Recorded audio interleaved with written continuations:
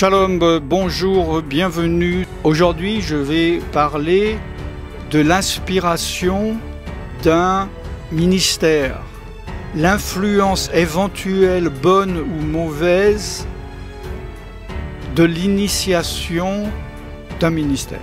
Lorsqu'on commence un ministère, ou si vous avez une idée de servir Dieu, ça veut dire qu'il y a une différence entre le simple croyant qui se sert de Dieu pour arriver à ses buts. Celui-là, il est égocentrique, voilà, c'est tout pour lui, et même s'il donne quelque chose, c'est pour obtenir autre chose. Mais si vous voulez servir Dieu, il ne faut pas rentrer dans un appel, dans un ministère, dans un service avec cette mentalité. Or, des milliers de personnes, malheureusement, sur cette terre le font. Je ne parle pas d'argent là, mais je parle qu'ils peuvent être des pasteurs, des prophètes, être connus, reconnus, avoir du succès, peut-être une assemblée avec beaucoup de monde dans le monde entier. Mais en fait, leur but, c'est eux. Pas forcément de s'enrichir. Certains, oui. Mais c'est d'obtenir des bénédictions, d'obtenir du succès. Voilà. Ce n'est pas bon. Il faut servir Dieu par altruisme pour les hommes et altruisme évidemment pour Dieu. Donner sans espérer rien recevoir. Et en fait, c'est un test pour vous. Je vais parler, comme je l'ai dit, de l'inspiration. Parce que j'ai eu une question très intéressante dans un commentaire d'une vidéo qui parlait absolument pas de ça, mais bon, la personne a profité, et elle a eu bien raison, et si elle me regarde, soyez bénis. Elle me disait, connaissez-vous tel et tel ministère ou tel et tel homme, très connu dans la délivrance. Et j'ai dit, je les connais de nom, mais sans plus, parce que je ne lis que la Bible, je ne lis pas de livres, je n'ai pas le temps de regarder beaucoup de vidéos, enfin ça fait quelques petit temps que je commence à regarder un peu des vidéos. Et donc je dis, il y en a que je connais de nom, il y en a que je ne connais pas, et voilà, je ne connais pas non leur enseignement. Et je dis pourquoi? Et cette personne me répond, ah, je voulais savoir si vous vous êtes inspiré de leur enseignement et de leur ministère. Alors, ça m'a inspiré de donner cet enseignement pour vous qui désirez ou bien qui servez déjà Dieu, peu importe à quel niveau. Dieu ne compare pas les hommes, il donne une mission, petite ou grande, importante ou pas. Chaque mission a une importance et il faut faire celle que Dieu vous a donné de faire et pas faire celle de votre voisin. Alors je lui ai répondu, pour mon cas, je le donne en tant qu'exemple, je me suis inspiré de personne. Pourquoi? Parce que je me suis converti en 1977 pour les Belges, les Suisses et les Congolais. J'ai commencé à servir Dieu en 78 ou 79. Je ne suis pas trop sûr parce qu'en fait, j'ai commencé à prêcher dans la rue et j'ai vu que j'avais un appel particulier par rapport aux autres. C'est-à-dire, on était un groupe, moi j'étais tout jeune converti, et ils allaient dans la rue, ils avaient du zèle parce qu'ils aimaient Dieu. Certains d'entre eux avaient un appel, d'autres pas, mais je crois que la Bible est claire, que chaque croyant a un appel de servir Dieu et d'évangéliser, de prier pour les malades, de faire le minimum. Et on parlait à des gens, c'était, je crois, je sais pas, enfin il faisait chaud, peut-être l'été ou le printemps, et il y avait énormément de monde dans les rues, et je me suis dit, mais là on est 5 ou 6, on parle à une personne, on est 2 à 2 à une personne, en 1 heure, on parle à 5 ou 6 personnes, et il y a une foule de personnes qui passent, et de nulle part, je lui dis, mais pourquoi est-ce qu'on ne peut pas prêcher, comme moi je l'avais vu dans la Bible, prêcher à la foule? Je ne savais pas que ça se faisait. Il faut comprendre qu'à l'époque, il n'y avait pas d'Internet, il n'y avait pas de choses qui se voyaient. Si on voyait, il y avait des ministères qui prêchaient dans la rue aux États-Unis, il aurait fallu déjà le connaître par des journaux, envoyer une annonce pour recevoir une cassette. Vous savez, les grosses cassettes qui valent une fortune. Tout le monde n'avait pas de magnétoscope. Donc, c'est quelque chose que je ne connaissais pas, que maintenant je sais que c'était inspiré par Dieu. J'avais un ministère, entre autres, d'évangéliste. Et j'ai dit, pourquoi on ne fait pas ça? Et je voyais que les autres, ils n'osaient pas. Et il m'a dit, il y en a un, le responsable, il m'a dit comme un peu, pas une moquerie, mais un peu comme sa provocation, vas-y toi-même. J'ai dit, ok. Et sans connaître grand-chose de la Bible, mais étant inspiré par le Saint-Esprit et de l'appel qu'il y avait en moi, je me suis mis au milieu de la place et j'ai prêché l'Évangile. Comme je le dis, sans forcément bien le connaître, mais j'ai parlé, évidemment, c'était inspiré par le Saint-Esprit. Et des gens passaient, évidemment, des gens se moquaient, des gens m'insultaient, mais il y a eu un petit groupe qui s'est arrêté en demi-cercle et qui m'écoutait. Et il y en a même un, je vous ai déjà dit, j'ai été touché parce que c'était un vieil homme, 50 ans, 60 ans, à l'époque pour moi c'était un vieil homme, maintenant je dirais c'est un petit jeune. Il tombe à genoux et il se met à pleurer du plus profond de son âme. Et moi, vous voyez, pour vous dire à quel point j'étais débutant, je regardais en me disant, qu'est-ce qui lui arrive? Qu'est-ce que j'ai pu dire pour le mettre dans un état pareil? Je ne comprenais pas encore que c'est le Saint-Esprit qui convainc de péché, de justice et de jugement. Dieu faisait de son œuvre et les autres ont vu que j'avais quelque chose par rapport à ça, et moi aussi, j'ai vu que j'avais quelque chose, un ministère particulier. Pour vous expliquer que déjà votre ministère, votre appel, votre service, peu importe, vous devez absolument le recevoir de Dieu. Vous devez absolument le recevoir de la part de Dieu. Si cela vient de Dieu, quoi que ce soit, si Dieu vous demande de parler dans la rue ou à votre boulanger, à votre vendeur de riz ou je ne sais quoi, une fois par semaine, et que c'est votre appel, faites-le, cela va porter du fruit. Et cela va être confirmé par les faits. Vous allez porter du fruit vu que cela vient de Dieu, c'est une graine que Dieu a plantée, et que lorsqu'on porte du fruit par Dieu, pour Dieu, nous les portons en abondance. Et cela va être confirmé par les autres croyants spirituels guidés par le Saint-Esprit, évidemment. Il peut y avoir une manière, vous pouvez avoir une révélation de votre appel par des hommes. Mais attention, il faut être sûr que cela soit inspiré par le Saint-Esprit. C'est-à-dire qu'avant que vous ayez une idée ou même un sentiment qu'un jour vous servirez Dieu, un serviteur, une servante de Dieu peut venir vous voir et le Saint-Esprit le pousse à vous dire « Tu sais que tu as un appel particulier, prie là-dessus » ou bien voir, il donne une prophétie très claire « Je te vois dans tel endroit, je te vois faire ceci, cela, etc. dans le futur ». Alors malheureusement, il y a des personnes comme ça qui s'approchent des autres et cela n'est pas inspiré par l'Esprit de Dieu, mais simplement par la chair, pire, par des démons qui vont justement vous pousser dans la mauvaise direction. Et des personnes que je connais personnellement commencent un ministère et le font pendant des années basé sur un faux conseil, quelque chose qui vient d'un homme ou d'un démon. Il porte un peu de fruit quand on fait quelque chose pour Dieu.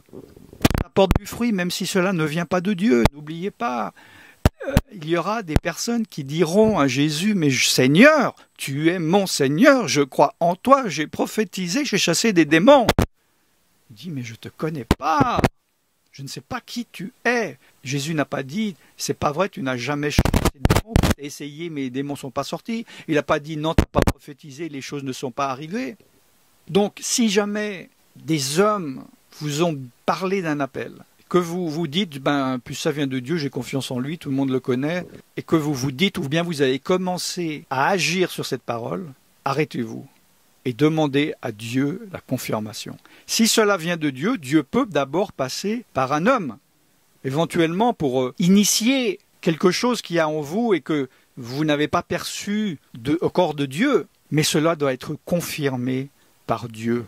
L'idéal, évidemment, c'est de recevoir directement de Dieu. Ne vous confiez pas aux hommes. Mais les hommes vont confirmer ou infirmer. Mais évidemment, il faut pour cela écouter les hommes spirituels. Et il faut du discernement pour cela, de la maturité. Il faut connaître Dieu, il faut prendre du temps avec Dieu. J'ai eu plusieurs types d'appels après dans les années à venir avec des visions très claires qui sont venues de Dieu, que je ne comprenais pas parce que, je vous ai déjà expliqué, j'étais géographiquement, culturellement, je n'avais rien à voir avec l'appel que Dieu m'a fait.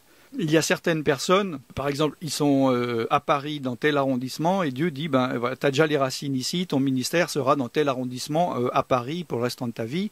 Les choses sont assez claires et d'autres, ben Dieu va les appeler à l'autre bout du monde ou à l'opposé de ce qu'ils sont.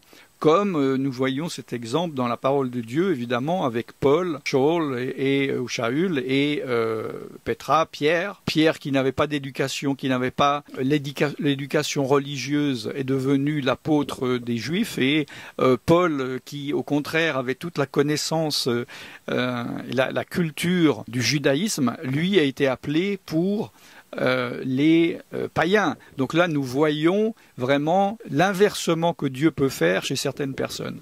Vous êtes fort dans quelque chose et Dieu ne vous appelle pas là. Moi, j'aurais voulu être dans un ministère musical parce que je suis instrumentiste. Voilà. J'ai une base de bonne voix que je n'ai pas travaillé justement, mais si j'avais travaillé, j'ai beaucoup travaillé la guitare. Mais Dieu, c'était pas son appel. Et j'ai dû apprendre à renoncer. J'ai essayé, je me suis battu pour dire d'accord, je vais faire ce que tu veux, mais en plus, est-ce que je ne peux pas? J'avais de grands projets pour un ministère musical qui rentrait dans l'appel que Dieu me donnait, mais ce n'était pas la volonté de Dieu. Il faut apprendre à renoncer à soi-même, il faut apprendre à renoncer à ses désirs, il faut apprendre à renoncer à la facilité, à la logique.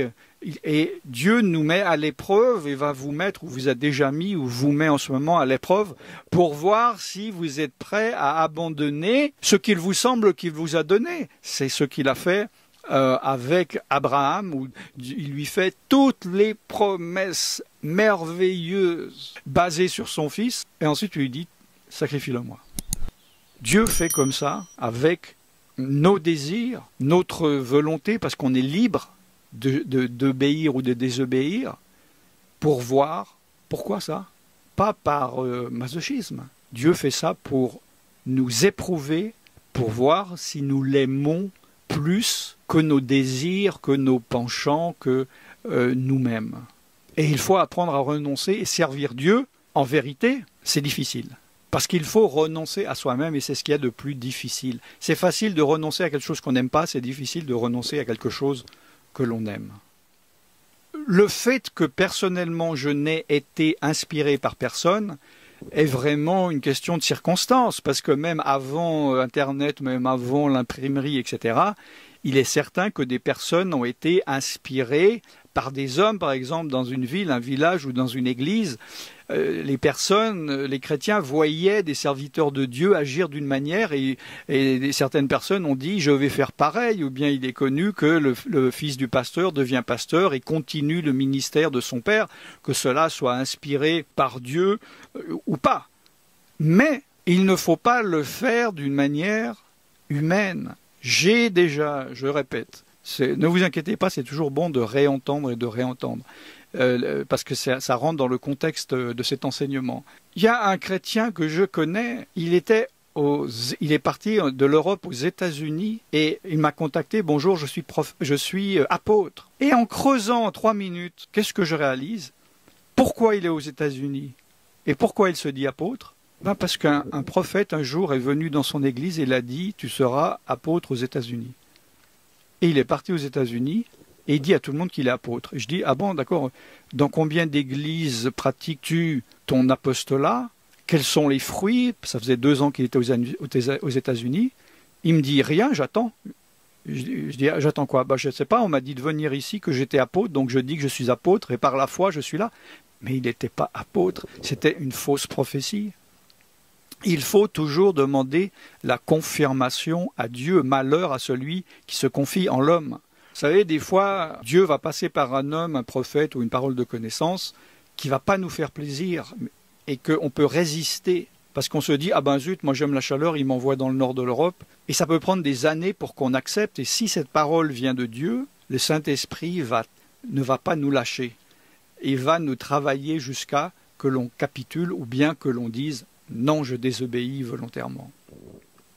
Donc s'inspirer des autres, c'est bien, mais par le Saint-Esprit. Il y a un exemple d'un jeune qui était venu pendant 10 mois dans des réunions, qui avait le projet d'être formé, qui n'était pas encore en formation, il n'était pas encore passé par la délivrance. Et au bout de 10 mois, quand j'ai vu les problèmes caractériels, etc., différentes choses, je lui ai dit, bon, maintenant, il ne faut plus venir avec moi, il faut commencer à zéro, faire la délivrance, déjà voilà, si tu veux apprendre. Et là, il s'est révolté, je suis un grand serviteur de Dieu, rempli du Saint-Esprit, tu es démoniaque, tu es du diable, tu es rempli de démons. Et il n'a fait que copier mon ministère. Je fais la délivrance, il a fait la délivrance. Bon, je ne sais pas s'il fait des séminaires, je ne sais pas s'il a invité. Je faisais un séminaire de 2 jours, une fois par mois. Il s'est mis à faire un séminaire de 2 jours, une fois par mois. J'ai un ministère en Inde, il a pris un ministère, je crois, enfin je ne sais pas si c'est vrai, etc., etc. Il se revendique de moi, etc., etc., etc. Ce n'est pas comme ça qu'il faut faire. On peut, comme je le dis, s'inspirer, mais il faut demander à Dieu si cela correspond à nous, même dans les détails. Par exemple, je regarde une vidéo et je vois une assemblée, un gars y prêche, puis je vois les chaises comme elles sont mises ou une configuration particulière. Rien ne m'empêche de m'inspirer et de dire « Ah tiens, c'est une bonne idée, moi je mets les chaises en rond, je vais les mettre comme ça » ou bien « Ah tiens, il est pas sur une estrade ou au contraire l'estrade est très haute, etc. » On peut s'inspirer des autres. Mais on ne doit pas faire du copier-coller. On ne doit pas faire du copycat, si vous comprenez, que vous connaissez. Il faut se nourrir, si l'on peut, des autres pour faire ce que nous sommes. Par exemple, une chanteuse, elle peut s'inspirer de Céline Dion ou de Barbara Streisand ou de Whitney Houston, mais elle ne doit pas devenir ces chanteuses. On ne doit pas se dire, tiens, tu chantes très bien, mais on ne voit pas ta personnalité. C'est ça que j'essaie de vous expliquer. C'est pas évident pour moi, comme je vous ai dit dans mon exemple, pour des raisons circonstancielles. Je n'ai pas pu m'inspirer de personne, je n'ai rien pu voler, même si je l'avais vu. Bon, je ne suis pas un voleur, mais parce qu'il n'y avait à l'époque absolument rien que je pouvais m'inspirer. Maintenant, il y a trop de choses, il y a partout. Vous devez être vous-même et faire ce que Dieu vous a appelé. Vous ne devez pas vous regarder, par exemple, 10 vidéos avec 10 ministères différents. Ah ben tiens, moi je vais faire je choisis ce ministère. C'est pas à vous. Un appel ne se choisit pas. Vous venez à Dieu, vous dites, Seigneur, je suis ton serviteur.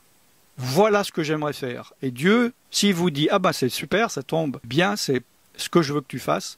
Mais si Dieu dit non, moi je veux que tu fasses ça, un bon serviteur de Dieu, il va faire ce que Dieu veut et non pas ce que lui veut. C'est très très très important. Si vous retombez sur cet enseignement, ne vous dites pas je l'ai déjà vu, regardez-le, regardez-le, regardez-le encore, regardez plusieurs fois les enseignements.